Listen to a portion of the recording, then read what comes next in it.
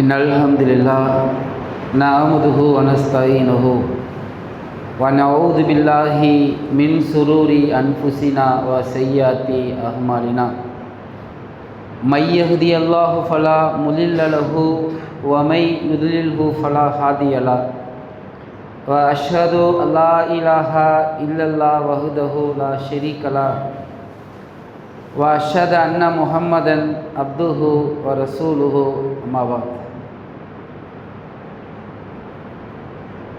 فإن أصدق الحديث كتاب الله وأحسن هدي محمد صلى الله عليه وسلم وشر الأمور محدثاتها وكل محدثة بدعة وكل بدعة ضلالة وكل ضلالة في النار فقال الله تعالى في الفرقان العليم والقرآن المجيد فإذا قرأت القرآن فاستعذ بالله من الشيطان الرجيم بسم الله الرحمن الرحيم يا أيها الناس اتقوا ربكم الذي خلقكم من نفس واحدة وخلق منها زوجها وبث منهما رجالا كثيرا ونساء واتقوا الله الذي تساءلون به والأرحام إن الله كان عليكم رقيبا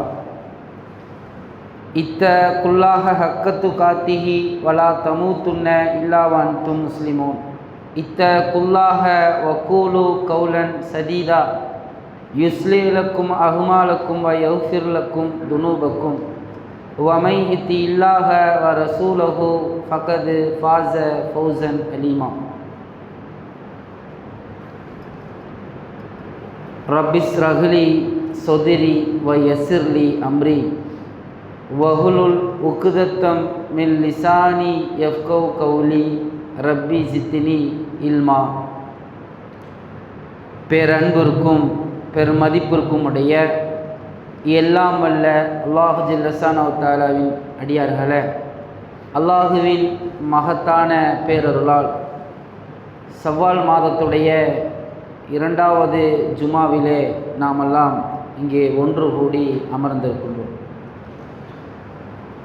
உள்ளத்தால் மறைவான விஷயங்களை நம்பிக்கை கொண்டவர்களாக, நாவால் அதை கலிமாவாக உறுதி மொழிந்து, உடலால் வணக்க வழிபாடுகளை நபிகளார் பெருமகனார் ஸல்லல்லாஹு அலைஹி வஸல்லம் அவர்கள் காட்டியது போல் யாரெல்லாம் இந்த உலக வாழ்வில் பின்பற்றி மரணித்தார்களோ அவர்களின் மீதும், யாரெல்லாம் நடைமுறையில் பின்பற்றி வாழ்ந்து கொண்டிருக்கின்றார்களோ அவர்களின் மீதும் அல்லாஹுவின் நேசம், நெருக்கம் மற்றும் நேர்வழி நிலையாகட்டும் என்று பிரார்த்தனை செய்தவனாக இந்த ஜுமா உரையின் கீழ் வருகிறேன். அன்பார்ந்தவர்களே, பொதுவாக இந்த உலகத்தில் எத்தனையோ படைப்பினங்களை வல்ல ரஹ்மான் படைத்திருக்கிறார். அதில் தலை சிறந்த ஒரு படைப்பினமாக இந்த மனித சமூகத்தை சொல்லி காட்டுகிறார். இப்போ இந்த தலை சிறந்த படைப்பினங்களாகிய இந்த மனித சமூகம் படைத்த ரப்புல் ஆலமீன் அவனை எப்படி நினைவு கூற வேண்டும் என்று அல்லாஹுவும் அல்லாஹுவின் தூதர் ஸல்லல்லாஹு அலைஹி வஸல்லம் அவர்கள் காட்டியது போல் நமது நம்பிக்கை என்பது இருக்க வேண்டும். அல்லாஹு ஹாலிக்கு குல்லி ஷையும் வஹுவ அலா குல்லி ஷையும் வக்கீல். அவனை போல் எதுவும் இல்லை, லைஸ கமிஸ்லிஹி ஷையும்.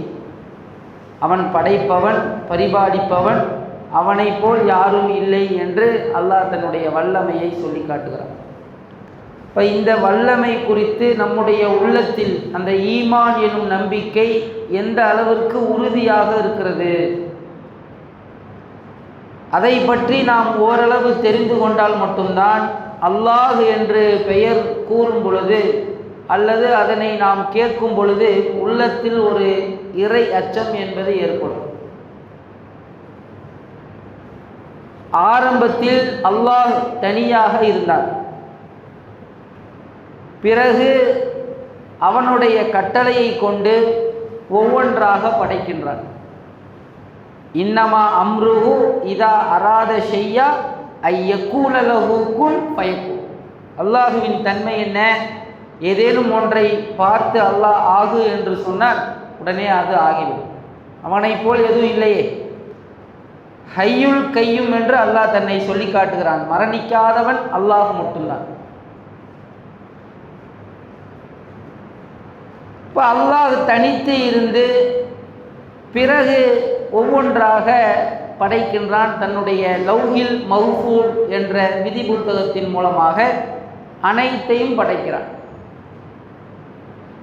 பிரகாசமான ஒளியை கொண்டு வானவர்களை படைக்கிறான். கடுமையான வெப்பத்தை கொண்டு ஜின்னுகளை படைக்கிறான். மண்ணிலிருந்து ஆதம் அலைஹிஸ்ஸலாம் என்னும் மனித சமூகத்தின் தந்தையான மஸ்தரை படைக்கின்றார்.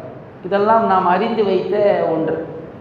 இது அல்லாமல் பல்வேறு உயிரினங்கள், வானம், பூமி, இயற்கையான எத்தனையோ படைப்புகளை அல்லாஹ் படைத்திருக்கிறார். சிறந்த படைப்பினமாக இந்த மனித சமூகத்தை ஏன் அல்லாஹ் சொல்லி காட்டுகிறான் என்றால், பலவீனத்திற்கு அப்பாற்பட்டு இந்த மனித சமூகம் படைக்கப்பட்டாலும் அந்த மன இச்சையை கட்டுப்பட்டு இறைவனுக்கு செலுத்தக்கூடிய நன்றியை மரணம் நெருங்கும் வரை சரியாக செலுத்துகிறானே, அப்படி ஒரு உயிரினத்தை அல்லாஹ் இந்த உலகத்தில் படைத்து மற்ற படைப்பினங்களுக்கெல்லாம் முன்மாதிரியாக அல்லாஹ் இந்த மனித சமூகத்தை காட்டுகிறான். ஏனைய படைப்புகளை நீங்கள் பாருங்களேன். அது ஆரம்பத்தில் என்ன நிலையில் படைக்கப்பட்டிருக்கிறதோ அப்படிதான் உலகம் அழியும் வரை அல்லாஹ் அதை ஆக்கியிருப்பான். வானமாகட்டும், பூமியாகட்டும், சூரியன், சந்திரன், மலைகள், எத்தனையோ படைப்புகளை, பிரம்மாண்டமான படைப்புகளை சொல்லலாம். இது அல்லாமல் மனிதன் போல் உணவை தேடி அலைந்து உலகத்தில் வாழுகிற சில படைப்புகளையும் அல்லாஹ் படைத்திருக்கிறார். இந்த படைப்புகள் எல்லாம் இறைவனுக்கு கட்டுப்படுகிறது. இறைவனுடைய கட்டளைக்கு ஏற்று அது நன்றியோடு நடக்கிறது என்று அல்லாஹ் திருக்குர்ஆனிலே சொல்லி காட்டுகிறார். குறிப்பாக இந்த மனித சமூகத்தை பார்த்து அல்லாஹ் கேட்கிறான், உங்களை மட்டும் எல்லாவற்றையும் அல்லாஹ் வணங்குவதற்காக படைத்திருந்தாலும் இந்த மனித சமூகத்திற்கு அதை நினைவூட்டுவதற்கான காரணம் ஏன்? ஏனால் இவன் நன்றி மறந்தவனாக இருக்கிறான். அல்லாஹ் சொல்கிறான், மமா ஹலக்கத்துல் ஜின்ன வல் இன்ச இல்லா லியஅ்புதூன். மனிதர்களையும் ஜின்னுகளையும் என்னை வணங்குவதற்காக தவிர வேறு எதற்காகவும் படைக்கப்படவில்லை. எதற்கு இந்த வசனத்தை அல்லாஹ் இறக்க வேண்டும்? மற்ற படைப்பினங்களுக்கு, உயிரினங்களுக்கு எச்சரிக்காத இந்த வசனம் ஏன் மனித சமூகத்தையும் குறிப்பிட்டு ஜின்னுடைய சமூகத்தையும் சொல்லி காட்டுகிறது என்றால், அவன் நன்றி மறந்தவனாக இருக்கிறான். அல்லாஹ் கேட்கிறான், ஹல் அத்தா அலல் இன்சான ஹீனும் மினத் தஹ்ரி லம் யக்குன் செய்யும் மத்குரா. குறிப்பிட்டு ஒரு பொருளாக சொல்லப்படாத நிலையில் இருந்த இந்த மனிதனை நாம் அற்பமான இந்திரிய துளியின் மூலமாக அழகாக படைத்து இவனுக்கு செவியையும் பார்வையும் உள்ளத்தையும் நாம் வழங்கவில்லையா? இவன் இதுக்கு முன்னாடி என்னவாக இருந்தான் என்று அல்லாஹ் கேட்கிறான். யாரேனும் சொல்ல முடியுமா? ஒன்றுமே இல்லாத நிலையிலிருந்து இப்படி உயர்ந்த ஒரு படைப்பினத்தை அல்லாஹ் மனித சமூகத்தை படைத்திருக்கிறானே, உங்களிடத்திலிருந்து என்ன எதிர்பார்க்கிறான்? முதலில் படைக்கப்பட்ட நோக்கம் என்ன? நமக்கும் இறைவனுக்கும் இந்த உலகத்துக்கும் உள்ள தொடர்பு என்ன? அல்லாஹ் சொல்கிறான், ஹுவல்லதி ஹலக்கலக்கும் மா ஃபில் அர்தி ஜமீஆ சும்ம ஸ்தவா இல ஸமாஇ ஃபஸவ்வாஹுன்ன சப்அ ஸமாவாத். வஹுவ பிக்குல்லி ஷைஇன் அலீம். உலகத்தில் இருக்கக்கூடிய அனைத்தையும் மனிதர்களுக்குத்தான் அல்லாஹ் படைத்தேன் என்று சொல்லி காட்டுகிறார். ஆதம் நபியுடைய வரலாறுகள் நாம் படித்து பார்க்க வேண்டும். அல் பக்ராவுடைய 2வது அத்தியாயம் 29வது வசனத்திலிருந்து 39வது வசனம் வரைக்கும் இந்த 10 வசனங்களில் ஆதம் அலைஹிஸ்ஸலாத்துடைய வரலாறை பற்றி அல்லாஹ் பேசுகிறார். ஆதம் அலைஹிஸ்ஸலாத்தை படைத்தது எப்படி, ஆதம் அலைஹிஸ்ஸலாத்திற்கு அறிவு வழங்கப்பட்டது எப்படி, ஏன் இந்த ஆதம் அலைஹிஸ்ஸலாத் அவர்களை உயர்ந்த ஒரு படைப்பினமாக அல்லாஹ் ஆக்கி வானவர்களே சஜ்தா செய்யக்கூடிய அளவிற்கு அல்லாஹ் ஏன் வானவர்களை கொண்டு மனித சமூகத்தை கண்ணியப்படுத்த வேண்டும் என்று என்னைக்காவது நாம் சிந்திச்சிருக்கிறோமா? வல்லம ஆதமல் அஸ்மாஹா குல்லா சும்மாரலும் மலாய்க்கா.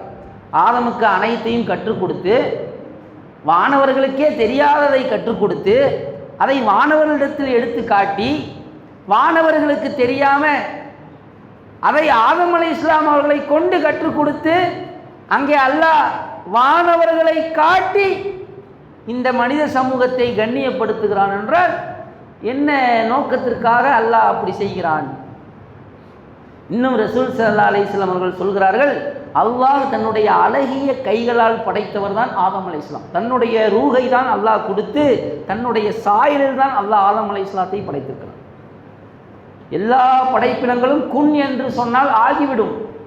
இந்த மனித சமூகத்தை மட்டும் அல்லாஹ் ஏன் அழகிய கைகளால் படைக்க வேண்டும், தன்னுடைய ரூகை ஊத வேண்டும், தன்னுடைய சாயலில் ஆதம் அலைஹிஸ்ஸலாத்தை படைக்க வேண்டும்?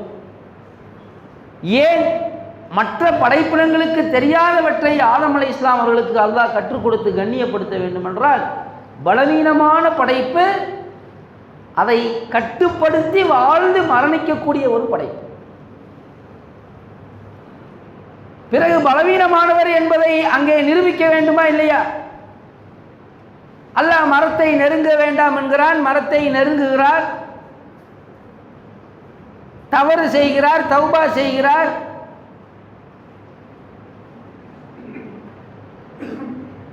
அந்த வானுலகத்திலிருந்து பூமிக்கு இறக்கப்படுவதற்கு முன்னால் அல்லாஹ் ஒரு கட்டளை இடுகிறான், ஒரு வாக்குறுதி அளிக்கிறான். என்ன? குல்னா பித்து மின்ஹா ஜமியா ஃபைமா யஹ்தியன்னக்கும் மின்னி ஹுதா ஃபமன் தபிய ஹுதாயா ஃபலா ஹவுஃபுன் அலைஹிம் வலாஹும் யஹ்சனூன். இங்கிருந்து அனைவரும் இறங்குங்கள் என ரிஜாலன் கசீரா, இவர் 2 பேர்த்தை கொண்டு தான் ஏராளமான கோடான கோடி மக்கள் பல்கி பருக செய்க இருக்கிறார். இப்போ அந்த ஆதம் அலைஹிஸ்ஸலாம் அவ்வா அலைஹிஸ்ஸலாத்தை கண்டு அல்லாஹ் சொல்கிறான், இங்கிருந்து அனைவரும் இறங்குங்கள், குல்னா பித்து மின்ஹா ஜமியா ஃபைமா யஹ்தியன்னக்கும் மின்னி ஹுதா, என்னிடத்திலிருந்து உங்களுக்கு ஒரு நேர்வழி வரும். யார் இந்த நேர்வழியை உறுதியாக பிடித்து கொள்கிறாரோ அவருக்கு எந்த கவலையும் இல்லை, எந்த அச்சமும் இல்லை என்று அல்லாஹ் வாக்களிக்கிறான். சந்ததிகள் வருவதற்கு முன்னதாகவே. வாக்கு என்பது சாதாரணமான வாக்கு அல்ல. அல்லாஹ் சுப்ஹானஹு வ தஆலா 7வது அத்தியாயம் சூரத்துல் அஹ்ராஃப் 170 வசனங்களுக்கு மேலே படித்து பாருங்களேன். அதில் எப்படிப்பட்ட வாக்கை அல்லாஹ் நிர்ணயிக்கிறான் என்பதை தெளிவுபடுத்துகிறான். ஆதமுடைய முதுகுத்தண்டிலிருந்து பிறக்கக்கூடிய ஒட்டுமொத்த சந்ததிகளையும் வெளியாக்கி அல்லாஹ் வாக்கு கேட்கிறான். நான் யார்? உங்கள் இறைவன். எனக்கு மாறு செய்வீர்களா? இல்லை. செய்யும் பட்சத்தில் உங்களை நான் வேதனைக்கு உட்படுத்துவேன், நரகத்தில் போட்டு நிரப்புவேன் என்று வாக்களித்து பிறகுதான் இந்த துனியாவிற்கே நாம் வந்திருக்கிறோம். அப்ப இறைவனுடைய புறத்திலிருந்து நமக்கு நேர்வழி எது என்பதை உறுதியாக பிடித்து கொண்டால், முதலில் அதை அறிந்து கொண்டால் அதை பிடிப்பதற்காக அதில் உறுதியாக இருப்பதற்கு நாம் முயற்சி செய்வோம் இல்லையா? அல்லாஹ் சொல்கிறான், ஃபத்ரத்தல்லாஹில்லதி ஃபித்ரத்தன்னாஸ அலைஹா, இயற்கையான இஸ்லாம் மார்க்கத்தை தான் அல்லாஹ் இந்த மனித சமூகத்திற்கு நேர்வழியாக வழங்கியிருக்கிறான். ஆதம் அலைஹிஸ்ஸலாத்திற்கு பிறகு வந்த நூஹ் அலைஹிஸ்ஸலாம், இத்ரீஸ் அலைஹிஸ்ஸலாம், இப்ராஹிம் அலைஹிஸ்ஸலாத்துடைய சந்ததிகள், இப்படி ஏராளமான நபிமார்களை எடுத்து பாருங்களேன். சமுதாய மக்களுக்கு என்னத்தை போதிக்க வந்தாங்க? இந்த இஸ்லாம் என்னும் மார்க்கத்தை தான். லா இலாஹா இல்லல்லாஹ், வணக்கத்திற்கு தகுதியானவன் அல்லாஹ்வை தவிர வேறு யாரும் இல்லை என்ற அந்த கொள்கையில் சமுதாய மக்கள் உறுதியாக இருக்க வேண்டும் என்பதற்குத்தான் அல்லாஹ் தூதர்களை தேர்வு செய்து அனுப்பியிருக்கிறான். ஏராளமான நபிமார்கள் அதற்காகத்தான் அனுப்பப்பட்டிருக்கிறார்கள். அந்த சமுதாய மக்களிடத்திலே அதை கொண்டுதான் பிரச்சாரம் செய்திருக்கிறார்கள். அந்த வழியில் இறுதியாக முகமது நபி ஸல்லல்லாஹு அலைஹி வஸல்லம் அவர்களை தேர்வு செய்து ஒரு சமூகத்திற்கு மட்டும் அனுப்பப்படாமல் ஒட்டுமொத்த ரஹமத்துல் ஆலமீன் உலக மக்களுக்கு அருட்கொடையாக அல்லாஹ் அருளியிருக்கிறார். ஏனென்றால் எத்தனை காலத்துக்கு தூதரை அனுப்பி கொண்டே இருப்பது? ஒரு முற்றுப்புள்ளி வேணுமா இல்லையா? ஆதமை கொண்டு ஆரம்பித்தான், முகமதை கொண்டு முடித்தான். அதனாலதான் ரஹமத்துல் ஆலமீன் உலக மக்களுக்கு அருட்கொடை.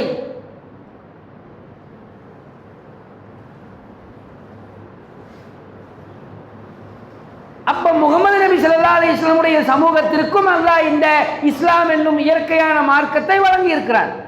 ஏன்னா ஆதம் அலைஹிஸ்ஸலாம் இடத்தில் கொடுத்த வாக்கு கியாமத் நாள் வரைக்கும் அல்லாஹ் அந்த வாக்கை நிறைவேற்றி கொண்டே இருப்பான். இன்னைக்கும் பாருங்க, இஸ்லாம் என்றால் என்ன என்று தெரியாத மக்கள் எல்லாம் ஏதேனும் ஒரு சொல்லால் ஒரு செயலால் முஅல்லிஃபத்து குலூப் உள்ளம் ஈர்க்கப்பட்டு சாறை சாறையாக கூட்டம் கூட்டமாக கொத்து கொத்தாக இஸ்லாத்தை நோக்கி வருகிறார்களா இல்லையா? ஒரு ஊரே வந்துச்சு படிக்கிறோமா இல்லையா? ஒரு குலமே ஒரு கோத்திரமே இஸ்லாத்தை தழுவி வந்தது. என்ன காரணம்? இந்த இஸ்லாம் என்னும் இயற்கையான மார்க்கம் உலகம் அழியும் வரை அது வளர்ந்து கொண்டே இருக்கும் என்பதற்கு இதெல்லாம் ஒரு எடுத்துக்காட்டு. அன்பார்ந்தவர்களே, சரி, இந்த இயற்கையான இஸ்லாம் மார்க்கம் தான் நேர்வழி. இந்த நேர்வழியை பற்றி, இயற்கையான இஸ்லாம் மார்க்கத்தை பற்றி நாம் என்ன அறிந்து வைத்திருக்கிறோம்? ரசூல் ஸல்லல்லாஹு அலைஹி வஸல்லம் அவர்கள் சொன்னார்கள், இஸ்லாம் 5 தூண்களால் நிறுவப்பட்டிருக்கிறது. கலிமா, தொழுகை, நோன்பு, ஜக்காத்து, ஹஜ். கலிமா தான் பேசிக். அதை சொல்லி தான் எல்லாரும் இஸ்லாம் என்னும் வட்டத்திற்குள்ளே வந்திருப்போம். ஒரு மாற்று மதத்தை சார்ந்தவராக இருந்தாலும் அவரிடத்தில் முதல்ல அஷ்ஹது அல்லா இலாஹா இல்லல்லாஹ் வஹ்தஹு லா ஷரீக லஹ் வ அஷ்ஹது அன்ன முஹம்மதன் அப்துஹு வ ரசூலுஹு என்ற கலிமாவை சொல்லி தான் அவருக்கு இஸ்லாத்துடைய பெயர் அடிப்படையில் அவரை நாம் இந்த வட்டத்திற்குள் அழைக்கிறோம் இல்லையா? இப்போ அதுதான் பேசிக், அஸ்திவாரம். அந்த அஸ்திவாரத்துக்கு மேல் நாம் எழுப்பக்கூடிய கட்டிடங்கள், அதாவது தொழுகை, நோன்பு, ஜக்காத்து, ஹஜ்ஜு போன்ற கடமைகள், இதெல்லாம் உடலால் செய்யக்கூடியது. நாவால் இந்த கலிமாவை மொழிந்து உடலால் செய்யக்கூடிய வணக்க வழிபாடுகள் இதெல்லாம் தொழுகை, நோன்பு, ஜக்காத்து, ஹஜ். உள்ளத்தால் நம்பிக்கை கொள்ளக்கூடிய விஷயங்கள் 6. அது அல்லாஹ்வை நம்புவது, தூதரை நம்புவது, வானவர்களை நம்புவது, வேதங்களை நம்புவது, மறுமையை நம்புவது, சுவனம் நரகம் விதிப்படி இருக்கிறது என்று இந்த 6 மறைவான விஷயங்கள். இதெல்லாம் உள்ளத்தால் நம்பிக்கை கொள்ள வேண்டிய விஷயங்கள். உள்ளத்தால் நம்பிக்கை கொள்ள வேண்டிய விஷயங்களை சரியான முறையில் நம்பிக்கை கொண்டு நாவால் அதை கலிமாவாக மொழிந்து உடலால் வணக்க வழிபாடுகளை தூதர் காட்டிய அடிப்படையில் ஒருவர் செய்யும் பொழுது அவர் சொல்லுகின்ற அந்த கலிமாவிற்கு உயிர் கிடைக்கிறது. கலிமா என்பது ஒரு வார்த்தை அல்ல, வாழ்க்கை. அது ஒரு சகாதத். நாளை மறுமைக்கு நமக்கு சாட்சிக்கு முற்படுத்துகிற ஒரு விஷயம்தான் இந்த கலிமா. இதுதான் இஸ்லாத்துடைய அடிப்படை. இப்போ நாமெல்லாம் கலிமா சொல்லி இருக்கிறோம். அந்த கலிமாவிற்கு உயிர் இருக்கிறதா என்று நாம் என்னைக்காவது சுய பரிசோதனை செய்து பார்த்துருக்கிறோமா? சும்மா கலிமா மட்டும் சொன்னால் போதுமா? சகோதர சகோதரிகளே, நம்மிடத்தில் உள்ளத்தில் சரியான நம்பிக்கை இருக்கிறது. அல்லாஹ்வை எப்படி நம்பணுமோ அப்படி நம்புகிறோம். இன்னைக்கு அப்படி நம்பக்கூடிய கூட்டங்கள் குறைவு குறைவு குறைவு. குர்ஆனை முழுமையாக மனனம் செய்து ஒரு ஜமாத்தை, பள்ளியை நிர்வகிக்கக்கூடிய இமாமுகள், தலைவர்கள், அறிஞர்கள் எல்லாம் இன்று அல்லாஹ்விற்கு உருவமில்லை என்று பிரச்சாரம் செய்கிறார்கள். டோட்டல் அவருடைய ஈமான் பலவீனமாகிவிட்டது. அஸ்திவாரம் உறுதியானதாக இல்லை. இன்னைக்கு அல்லாஹ்வை உறுதியாக நம்பக்கூடியவர்களே இந்த வானவர்கள் விஷயத்திலையும் தூதர்கள் விஷயத்திலும் மாறு செய்கிறார்கள். அவர்களுடைய ஈமானும் சரியானதாக இல்லை. வேதங்களை நம்ப வேண்டிய விஷயத்தில் நம்பாமல் அதில் கருத்து வேறுபாடு முரண்பாடு கொண்டு இன்னைக்கு எத்தனையோ ஜமாத்துகள் பிரிந்து கிடக்கிறது. வேதங்களை நம்ப வேண்டிய விஷயத்தில் அவர்களிடத்தில் நம்பிக்கை இல்லை. இந்த அனைத்து தவறுகளையும் செய்துவிட்டு நாங்கள் மறுமையை நம்புகிறோம் என்றால் நமக்கு சூனம் கிடைத்து விடுமா? இந்த நம்பிக்கை இருக்கு பாருங்க, அஸ்திவாரம், அது ரொம்ப கவனிக்க வேண்டிய ஒரு விஷயம். அல்லாஹ்வை எப்படி நம்ப வேண்டும் என்று குர்ஆன் சொல்கிறதோ, குர்ஆனுக்கு முரணில்லாத வகையில் தூதர் சொல்லி இருக்கிறாரோ அப்படி அல்லாஹ்வை நம்ப வேண்டும். அதுதான் அந்த அல்லாஹ்வை நம்புவது என்பது.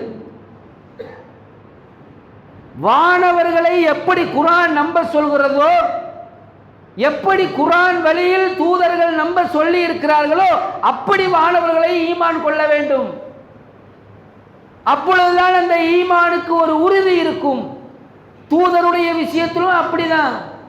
இன்னைக்கு தூதரை நம்புகிறோம் என்று கலிமா சொல்லி வணக்க வழிபாடுகளை செய்யக்கூடிய சில முஸ்லீம்கள் இன்னைக்கு தூதருடைய பெயரால் இட்டுக்கட்டப்பட்டு எத்தனை காரியங்களை செய்கிறாங்க.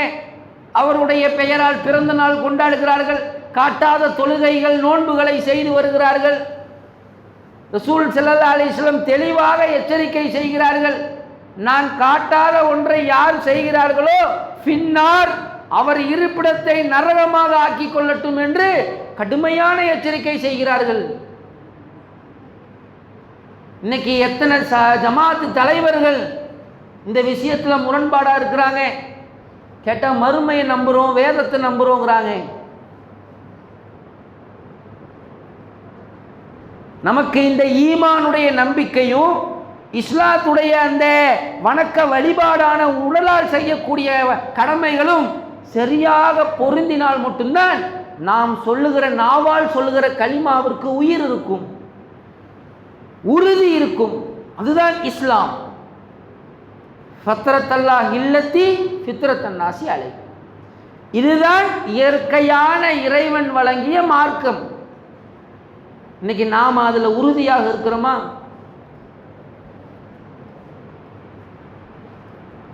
இந்த உறுதி வர வேண்டும் என்பதற்காக இந்த மனித சமூகத்தை அல்லாஹ் எப்படியெல்லாம் திட்டமிட்டு படைக்கிறான் தெரியுமா? அதான் ஆதம் அலைஹிஸ்ஸலாமுடைய முதுகுத்தண்டிலிருந்து ஒட்டுமொத்த சந்ததிகளை வெளியாக்கி வாக்கு என்ன கேட்கிறான்? நான் யார்? உங்கள் இறைவன்.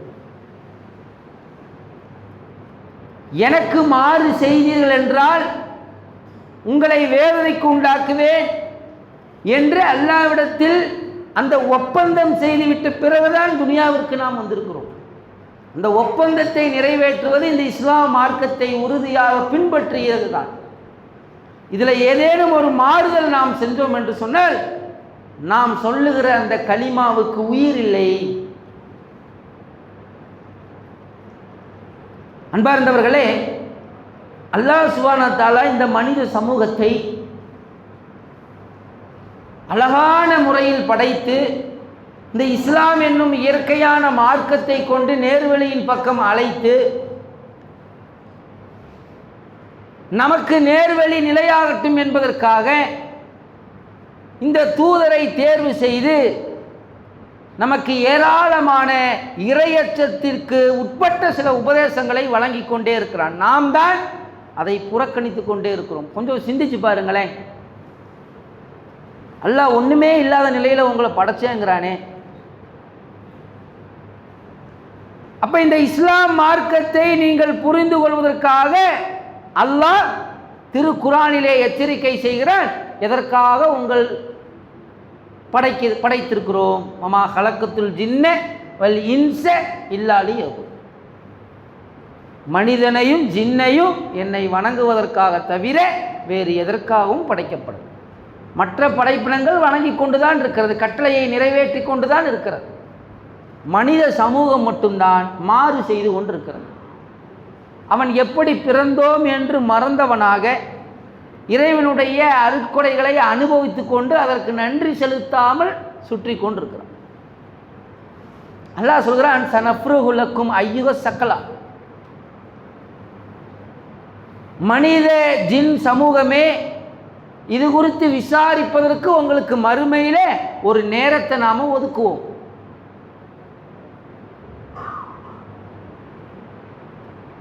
அந்த நேரம் ஒதுக்கியதின் அடிப்படையில் உங்களை விசாரிப்போம்.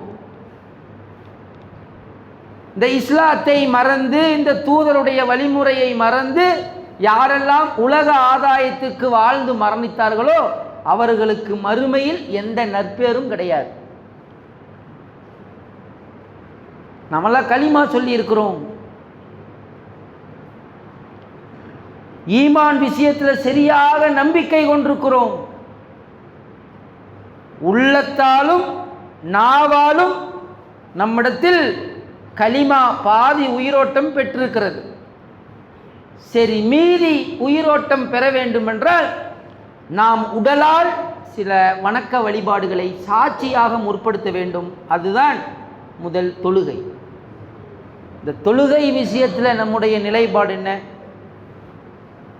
நான் படைச்சதே வணங்குறதுக்குன்னு அல்லாஹ் சொல்கிறான். நம்ம இறைவனை வணங்குவதற்கான அடையாளம் இந்த உலகத்தில் என்னங்க சொல்லுங்க பார்க்கும்.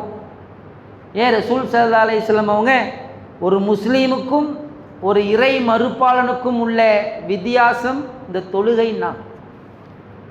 நான் களிமா சொல்லிட்டோம், நம்பிக்கை விஷயத்தில் கரெக்டாக இருக்கிறோம். கூடுதல் நாம் என்ன கவனிக்கணும் தெரியுமா? இந்த நம்பிக்கை விஷயத்தில் சரியாக இல்லாமல் களிமா சொல்லி வணக்க வழிபாடுகளை செய்கிறாங்க. இவர்களுக்கு அல்லாஹ் நாளை மறுமையில் எந்த நன்மையும் இல்லை என்று சொல்கிறான். அல்லாஹ்க்கு உருவமே இல்லைங்கிறாங்க. பிறகு அல்லாஹ்வை வணங்கி வந்து என்ன பிரயோஜனம்? நாளைக்கு யாருடைய முகத்தை போய் மறுமையில் பார்க்க போகிறாங்க? இந்த தூதரின் பெயரால் இட்டுக்கட்டப்படுகிறது.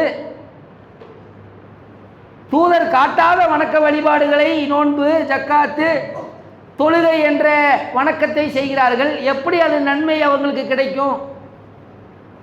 அப்ப நம்பிக்கை சரியானதாக இல்லை, வணக்க வழிபாடுகளை சரியா செய்கிறார்கள். இவருடைய பயன் என்னது? பாலைவனத்தில் தெரியும் காணல் நீர் போலதான், எந்த நன்மையும் இல்லை. நம்மிடத்தில் நம்பிக்கை எல்லாம் சரியானதா இருக்கு, ஆனால் வணக்க வழிபாடுகள் இல்லை. இவர்களுடைய நிலை என்ன? இதே போன்றுதான்.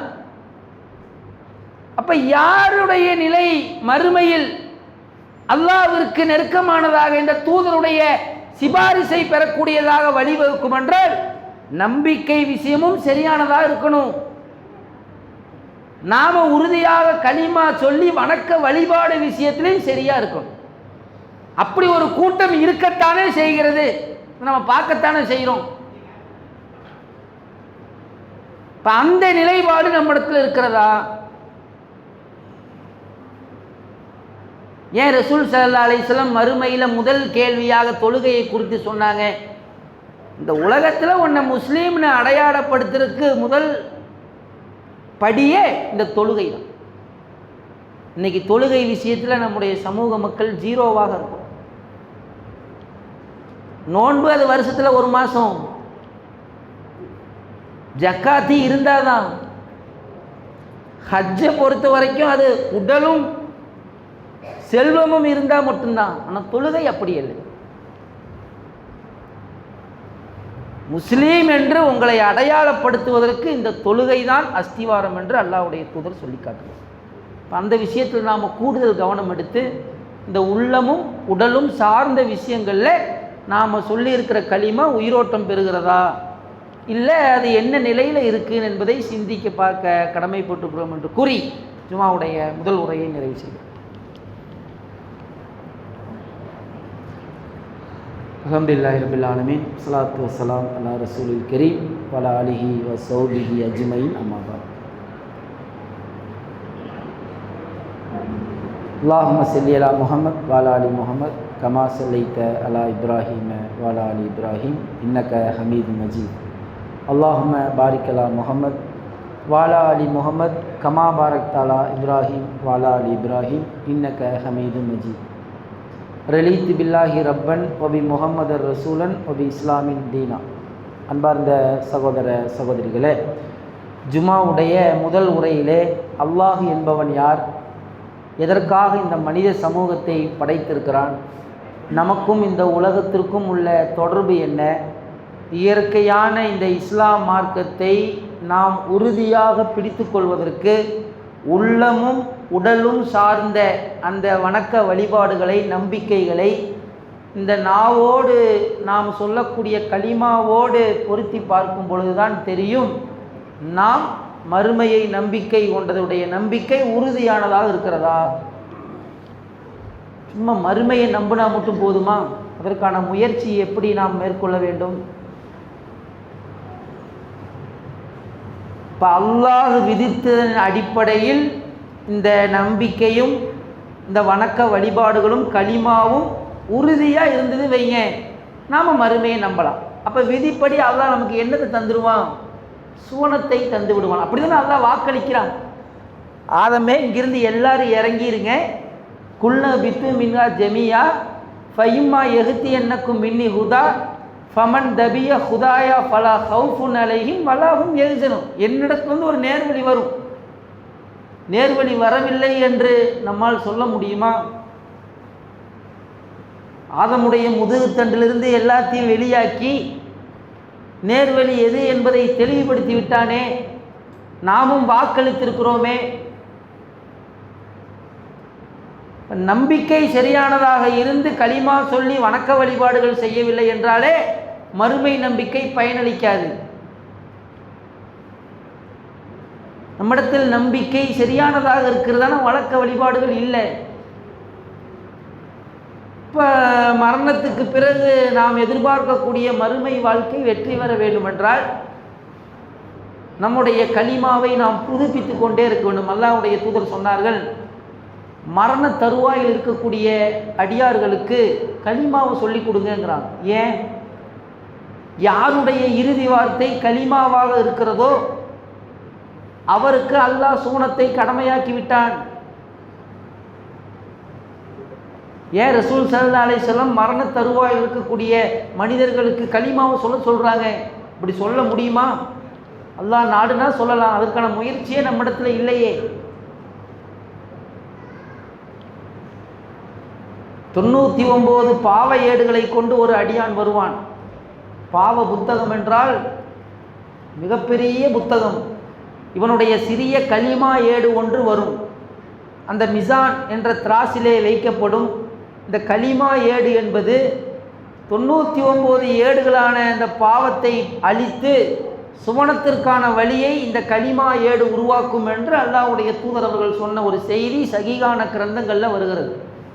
இப்போ அந்த கலிமாவுக்கு அப்படி ஒரு உயிர் இருக்கிறது.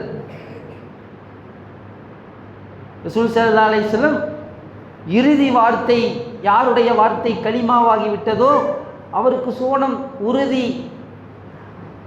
அப்போ அந்த கலிமாவுக்கும் நமக்கும் உள்ள தொடர்பு என்ன?